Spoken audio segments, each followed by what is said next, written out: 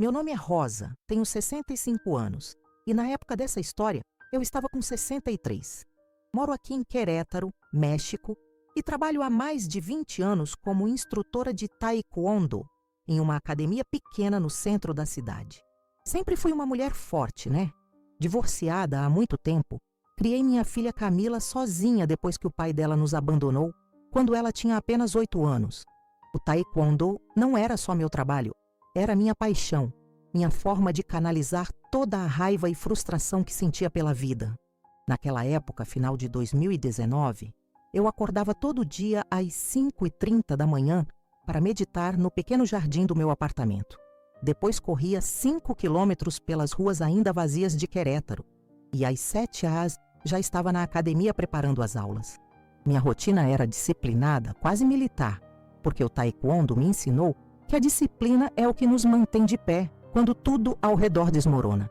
Minha filha Camila, que na época tinha 32 anos, estava casada há 4 anos com Rodrigo Santillan, um advogado de uma família muito poderosa aqui da cidade. No começo, eu até gostei do rapaz. Ele era educado, bem vestido, vinha de uma família respeitável. O pai dele, Dom Eduardo, tinha sido juiz durante décadas e a família tinha influência em vários setores da cidade. Rodrigo parecia genuinamente apaixonado pela Camila. Sempre trazia flores, chocolates, falava sobre construir uma família. Eu, como mãe, fiquei feliz de ver minha filha encontrar alguém que parecia querer cuidar dela. Mas com o tempo, principalmente depois do casamento, as coisas começaram a mudar de uma forma que me deixava com o coração apertado. Camila, que sempre foi uma menina risonha, comunicativa, começou a ficar mais quieta, mais distante. Quando eu perguntava se estava tudo bem, ela sempre respondia que sim, mas seus olhos contavam uma história diferente.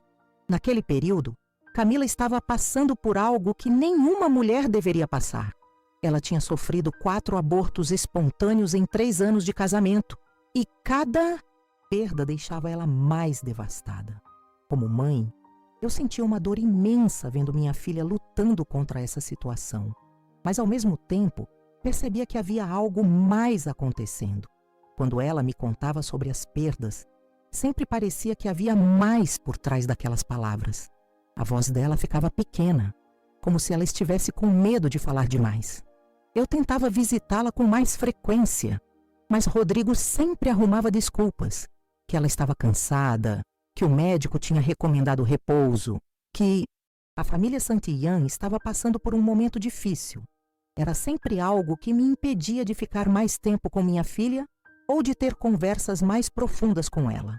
A casa dos Santillan era uma mansão enorme no bairro mais chique de Querétaro, com jardins impecáveis, carros importados na garagem e uma decoração que gritava riqueza.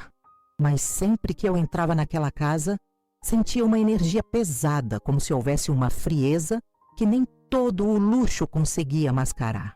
A mãe de Rodrigo, Teresa, me cumprimentava com um sorriso forçado.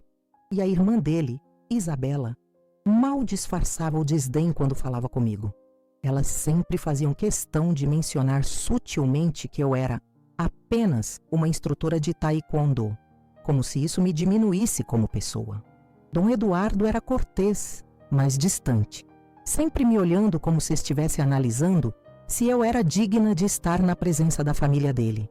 Durante as poucas refeições que compartilhamos, o ambiente era tenso, cheio de conversas superficiais sobre negócios, política e fofocas sociais, mas nunca sobre sentimentos reais ou sobre como Camila estava se sentindo. O que mais me incomodava era ver como eles tratavam as perdas da Camila.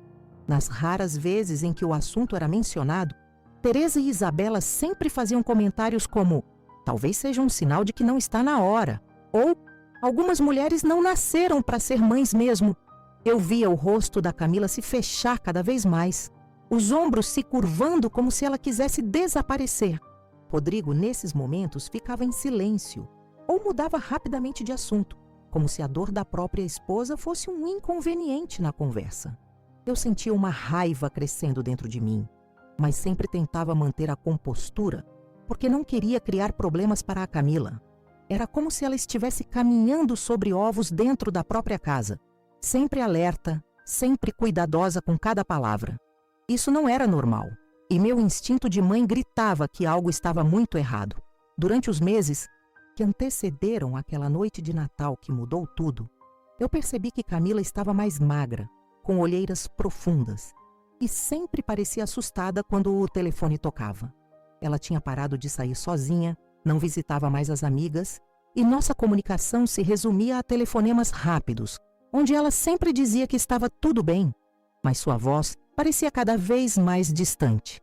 Eu tentava entender o que estava acontecendo, mas sempre que pressionava um pouco mais, ela desconversava ou dizia que eu estava imaginando coisas.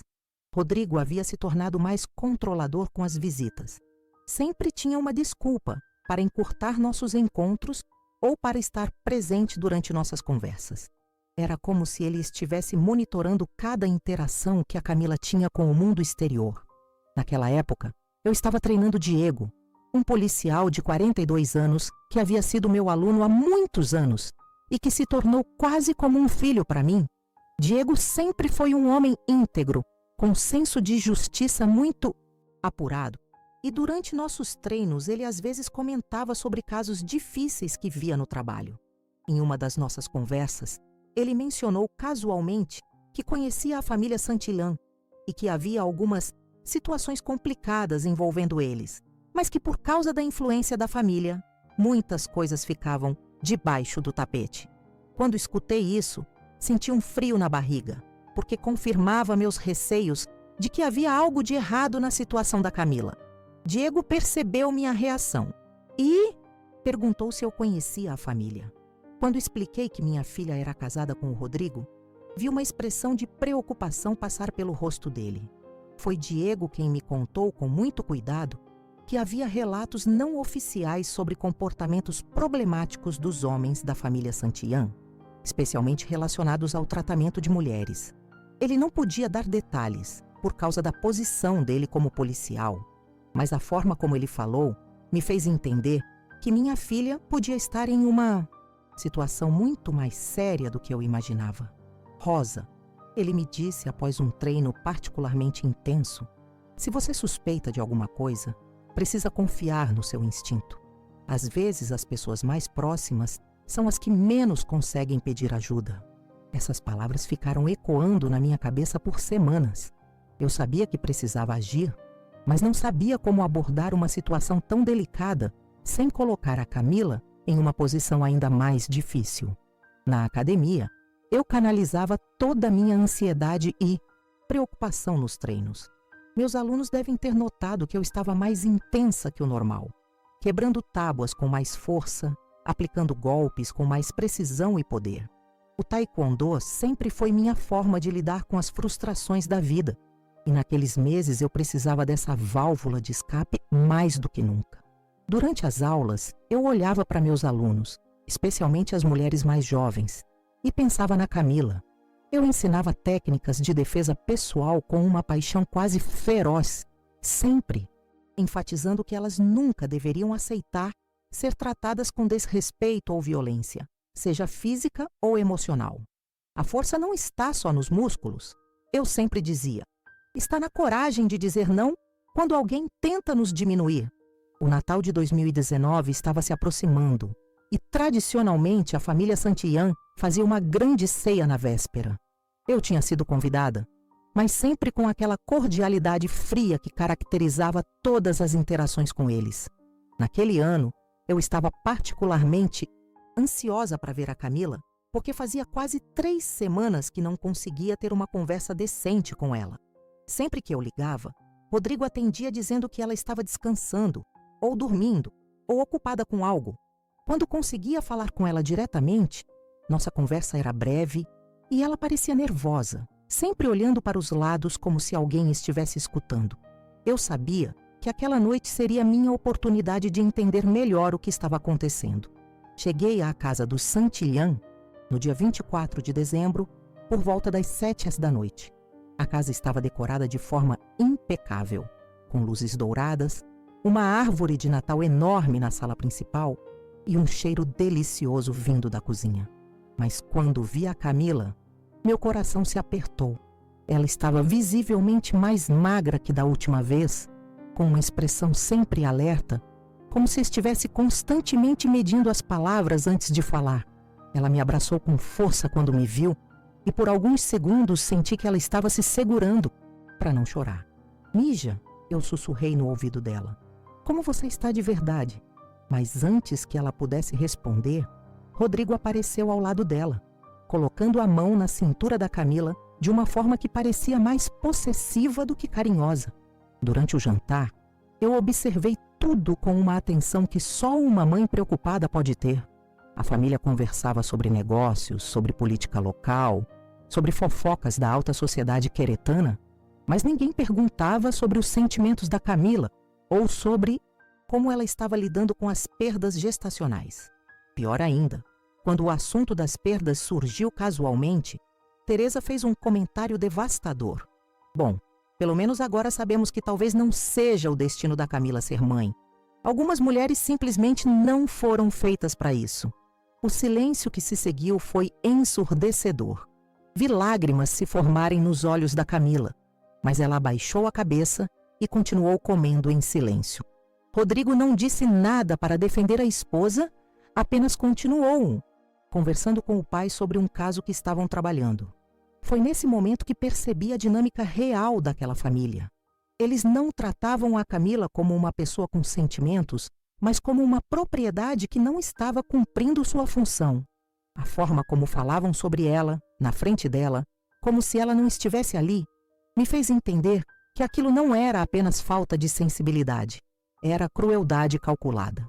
Isabela, a irmã do Rodrigo, chegou a fazer um comentário sobre como algumas pessoas dramatizam demais essas situações naturais, enquanto olhava diretamente para a Camila.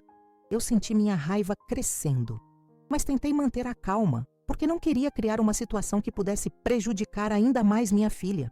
Após o jantar, tentei ficar um tempo sozinha com a Camila, mas sempre havia alguém por perto. Rodrigo, Teresa ou Isabela apareciam com desculpas para interromper nossa conversa. Quando consegui alguns minutos a sós com ela na cozinha, perguntei diretamente: Camila, me conta o que está acontecendo de verdade. Eu sou sua mãe, posso ver que você não está bem. Ela olhou para os lados, verificando se alguém estava escutando, e sussurrou: Mamá, é complicado. Eles dizem que eu sou muito sensível, que preciso aceitar melhor as coisas. Antes que ela pudesse continuar, Rodrigo apareceu na cozinha com um sorriso falso, dizendo que a família estava chamando para o brinde de Natal.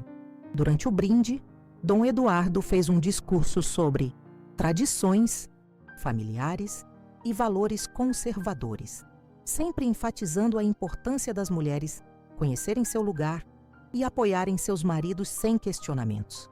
Eu olhava para a Camila e via que ela estava ficando cada vez mais tensa. Quando chegou a vez dela de falar algo, ela simplesmente murmurou um "Obrigada por me receberem na família", tão baixinho que mal conseguimos escutar. A forma como ela falou, como se fosse uma intrusa agradecendo por permissão para existir naquele espaço, me partiu o coração. Essa não era a filha confiante que eu havia criado. Por volta das 11h da noite, a situação se tornou insuportável. Camila estava ajudando a recolher os pratos quando derrubou acidentalmente um copo de vinho na toalha de mesa. Foi um acidente pequeno, comum, que acontece em qualquer casa, mas a reação da família foi desproporcional. Teresa imediatamente começou a falar sobre como algumas pessoas não sabem se comportar em ambientes elegantes, enquanto Isabela murmurou algo sobre educação de casa. Rodrigo, em vez de defender a esposa ou minimizar a situação, olhou para ela com uma expressão de irritação e disse: Camila, você sempre precisa chamar a atenção dessa forma? Não pode fazer uma coisa simples sem criar problemas? A humilhação no rosto da Camila foi devastadora de ver. Ela começou a se desculpar repetidamente, de uma forma quase desesperada, enquanto tentava limpar a mancha sozinha. Ninguém da família se ofereceu para ajudar. Todos apenas ficaram olhando como se ela fosse uma criança sendo punida. Foi nesse momento que eu entendi que aquilo era um padrão. Eles usavam qualquer situação pequena para fazer ela se sentir inadequada, burra, como se fosse um peso na família. A Camila que eu conhecia jamais reagiria dessa forma a um acidente tão pequeno. Eles haviam quebrado sua autoestima de forma sistemática. Mas o momento que realmente mudou tudo aconteceu quando estávamos nos despedindo. Era quase meia-noite. Estava fazendo muito frio lá fora e havia começado a nevar levemente, algo raro em Querétaro. Camila estava na porta se despedindo de mim quando Rodrigo apareceu carregando uma mala pequena. Camila, ele disse com uma frieza que me gelou os ossos. Minha mãe decidiu que seria melhor você passar uns dias na casa da sua mãe para refletir sobre seu comportamento hoje à noite. Teresa apareceu atrás dele e adicionou: talvez um tempo longe nos faça bem a todos, principalmente depois daquele show constrangedor com o vinho. O que aconteceu em seguida foi uma das coisas mais cruéis que já presenciei na minha vida. Eles literalmente expulsaram minha filha de casa na noite de Natal, no frio, como se ela fosse uma intrusa indesejada. Isabela ainda fez um comentário venenoso. Pelo menos agora você tem tempo para pensar se realmente quer fazer parte desta família ou se prefere continuar sendo um fardo. Camila estava tremendo, não só de frio, mas de choque e humilhação.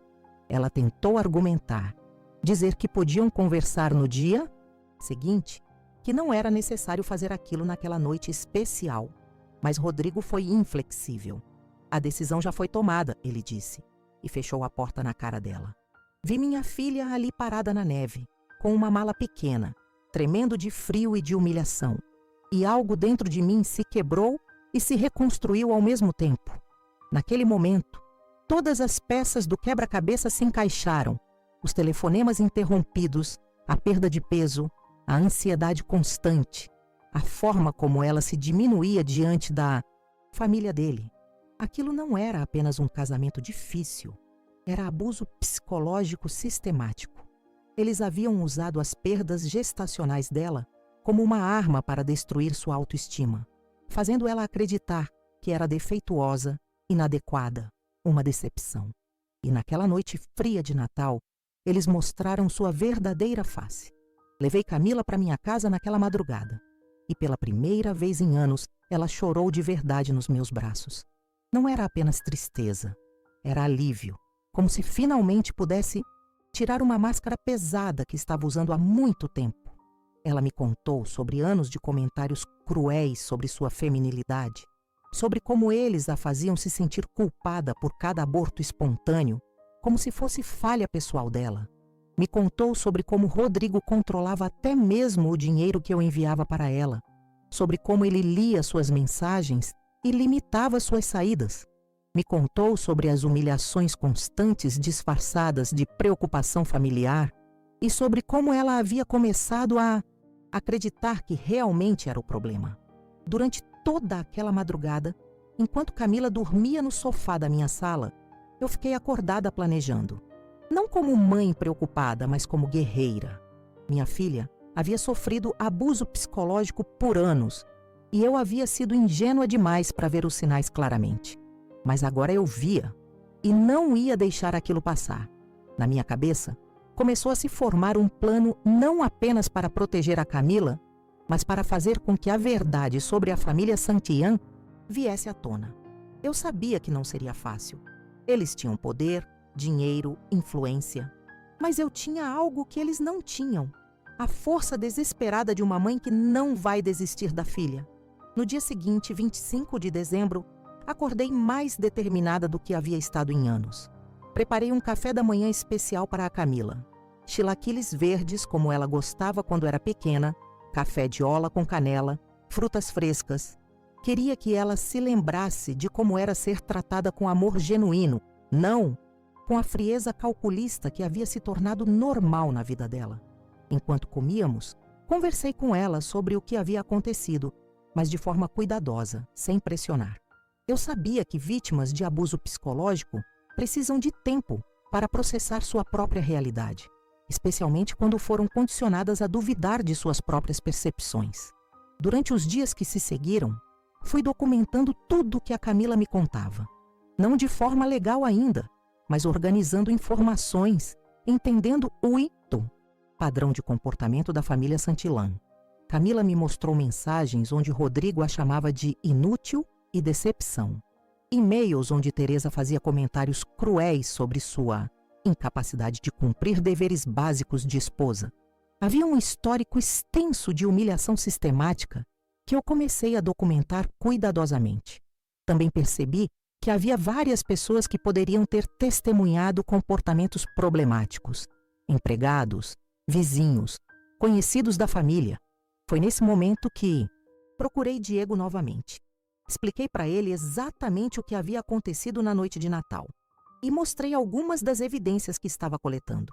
Diego ficou visivelmente perturbado com o que escutou e me confirmou que havia suspeitas não oficiais sobre comportamentos abusivos na família Santillán, mas que nunca havia havido denúncias formais.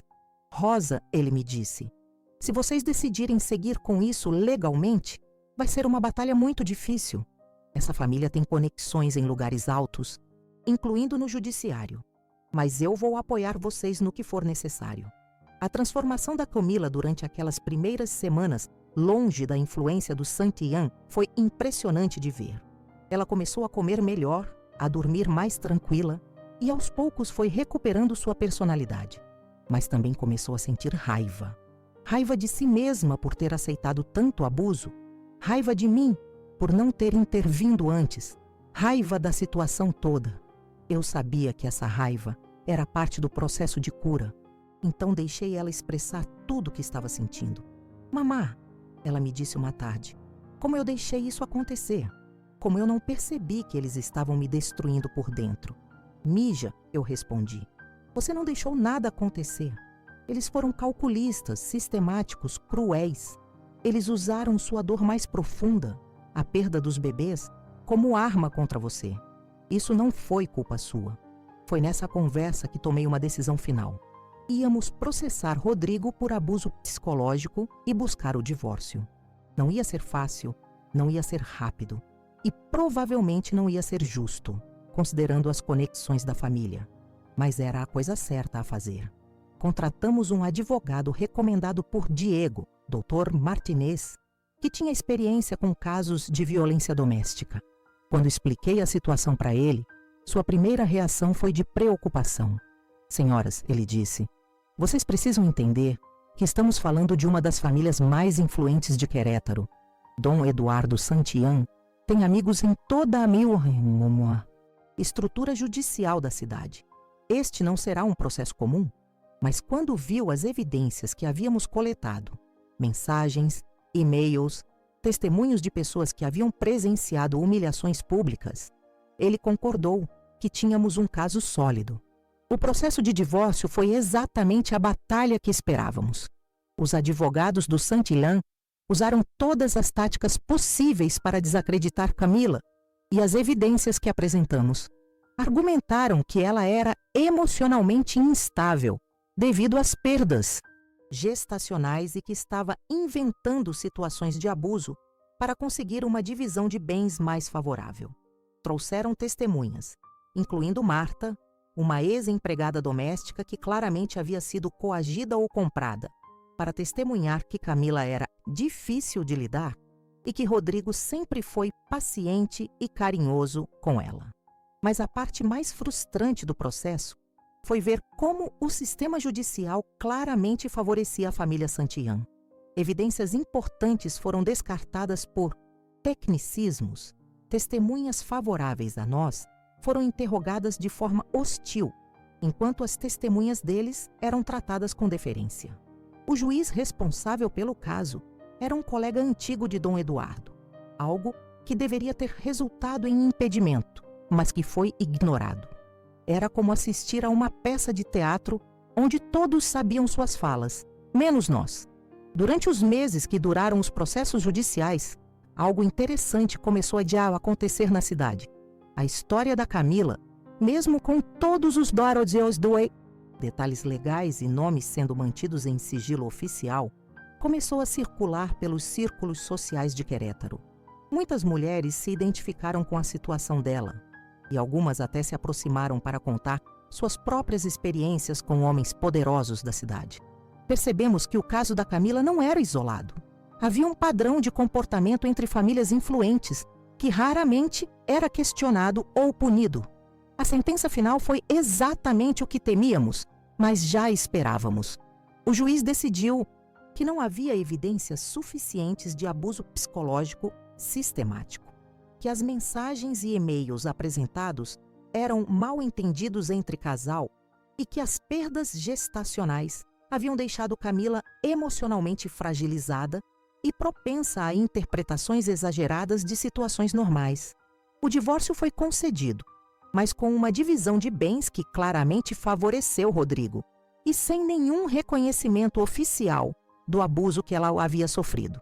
Naquele dia, saindo do tribunal, eu vi minha filha chorar, não só de tristeza, mas de frustração. Mamá, ela disse, como eles podem simplesmente negar tudo o que aconteceu?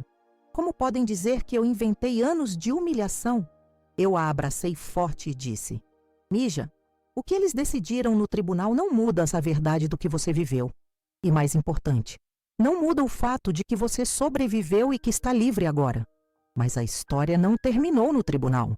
Nos meses que se seguiram, algo belo começou a acontecer. Camila, livre da influência tóxica dos Santian, começou a florescer de uma forma que eu não via há anos. Ela voltou a sorrir genuinamente, voltou a expressar opiniões próprias, voltou a sonhar com o futuro. Diego, que havia nos apoiado durante todo o processo, começou a desenvolver uma relação genuína com ela, não baseada em pena ou proteção, mas em admiração pela força que ela havia demonstrado. A transformação dela me ensinou algo poderoso sobre resistência e cura. Às vezes, a justiça que buscamos nos tribunais não é a justiça real que precisamos. A justiça real para Camila foi recuperar sua voz, sua autoestima, sua capacidade de confiar novamente. Foi entender que ela não era defeituosa, que não era responsável pelos abortos espontâneos, que não mereceu anos de crueldade emocional. Um ano depois daquela noite de Natal, Camila e Diego se casaram em uma cerimônia pequena e íntima no jardim da minha casa. Foi tudo o oposto do casamento dela com Rodrigo. Simples, genuíno, cheio de amor verdadeiro.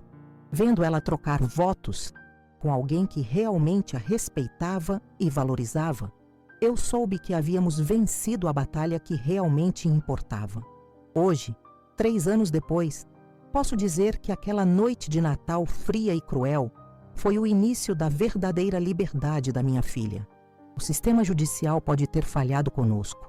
A família Santillan pode ter usado seu poder para escapar das consequências, mas eles não conseguiram destruir o espírito da Camila permanentemente. Às vezes a maior vitória não é legal, mas pessoal.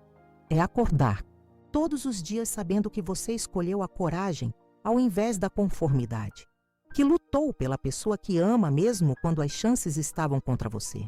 Para todas as mães que estão lendo isso e suspeitam que suas filhas estão em situações abusivas, confiem no instinto de vocês. Não esperem por sinais óbvios, não esperem por pedidos explícitos de ajuda. Às vezes nossas filhas estão tão quebradas que nem conseguem mais pedir socorro. Sejam a voz que elas perderam, sejam a força que elas esqueceram que tinham